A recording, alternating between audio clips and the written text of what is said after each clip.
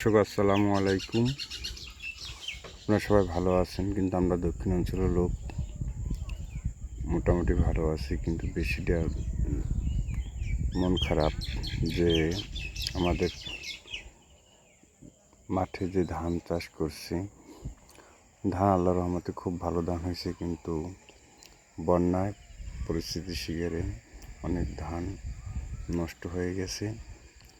সবাই দোয়া করবেন যেন পানিটা যেন টান দিলে ধানটা পেকে যেন ঘরে তুলতে পারি। সবাইকে আমি কাছে দোয়া চাই, সবাই দোয়া করবেন আমাদের ধানের জন্য।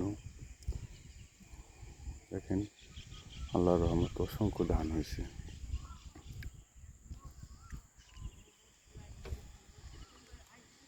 অনেক ধান হয়েছে, সবাই দোয়া করবেন। সবার কাছে, দেশবাসী সবার কাছে দোয়া চাই যেন আমাদের ফসল ঘরে তুলতে পারে।